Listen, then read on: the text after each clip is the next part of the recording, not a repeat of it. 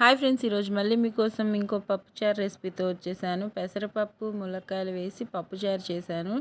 అది కూడా ఇంకో స్టైల్లో చేశాను. ఇప్పుడు చూసేద్దాము ఎలాగో. ట్రై చేసేయండి. వీడియోలో చూపించిన విధంగా యాజ్ టీజ్గా ట్రై చేయండి.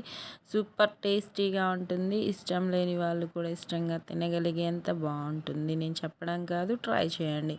ముందుగా పెసరపప్పు ఒక టీ గ్లాస్ తీసుకున్నాను. 3 టొమాటోస్, 5 పచ్చిమిర్చి తీసుకున్నాను.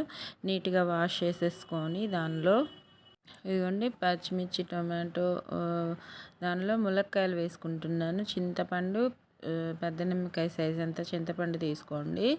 ఇంకా ములక్కాయలు 2 ములక్కాయలని ఇలా కట్ చేసుకొని తొక్కు తీసేసుకొని నీట్గా వాష్ చేసేసుకొని, ఇంకా టొమాటోస్ని 4 బద్దలుగా చేసుకొని వేసుకుంటున్నాను. పచ్చిమిర్చి డైరెక్ట్గా వేసేసుకుంటున్నాను, ఇబ్బంది లేదు. ఇంకా వేసుకొని దీనిలో మనం వేయాల్సినవి యాజ్ టీజ్గా వీడియోలో ఎలా చెప్తున్నానో అలా ట్రై చేయండి.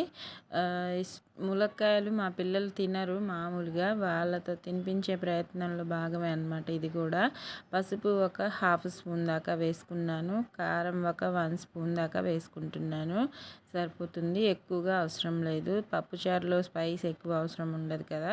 ఇంకా సరిపడా వాటర్ వేసుకొని, కప్పుకి 3 కప్పుల వాటర్ వేసుకొని చక్కగా కుక్కర్ విజిల్ పెట్టేసుకుంటున్నాను. ఇంకా మన పెసరపప్పు 3 విజిల్స్లోనే ఉడికిపోతుంది, టైం ఎక్కువేం పట్టదు.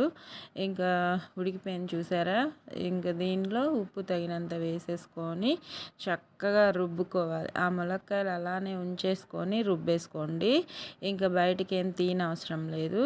ఇలా రుబ్బేసుకొని ఉప్పు వేసిన తర్వాత మనం వేసుకున్న ఇంగ్రీడియంట్స్ అన్నీ మెత్తగా అయిపోయాయి, కనిపిస్తున్నాయి కదా. రుబ్బేసుకొని దానిలో వాటర్ వేసుకోవాలి. చింతపండుతో సహా వేసుకున్నాం కాబట్టి ఇంకా విడిగా పిండుకొని అవసరం లేదు. ఇలా జాలి గిన్నె పెట్టేసుకొని దాంట్లో వడపోసేసుకుందాము. ఇంకా వడపోసేసుకొని ఆ రసాన్ని తీసుకుందాము. మొత్తం ఇలా మ్యాష్ అయిపోయింది. ములక్కాయలు, టొమాటోస్, పచ్చిమిర్చి అన్నీ మ్యాష్ అయిపోయాయి. వాటిని ఇలా వడకట్టినట్టు దానిలో ఉన్న వాటర్ని తీసుకొని ఇప్పుడు తాలింపు వేసుకొని పప్పుచారుని మరిగించుకోవాలన్నమాట.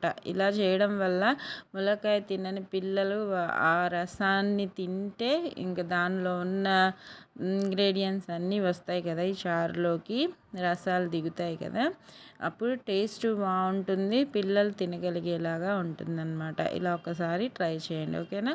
ఇంకా తాలింపులోకి 3 స్పూన్ల ఆయిల్ సరిపోతుంది. పప్పుచారులకి, రసంకి అలాగా.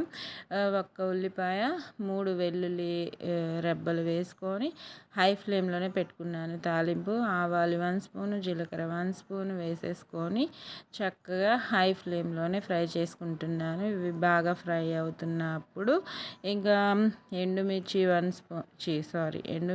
3, అంటే ఒకటిని 3గా కట్ చేసుకున్నాను. కరివేపాకు 2 రెమ్మలు వేసుకొని ఇవి బాగా దోరగా ఫ్రై అయ్యేంతసేపు ఫ్రై చేసేసుకొని మనం రెడీ చేసి పెట్టుకున్న ఈ చారు మిశ్రమాన్ని ఇందులో వేసేసుకోవడమే.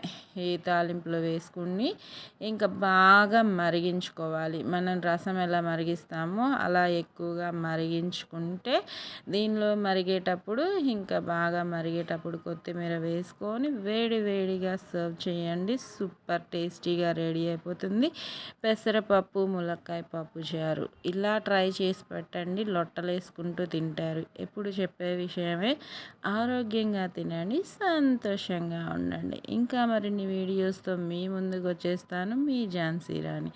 Thank you for watching friends.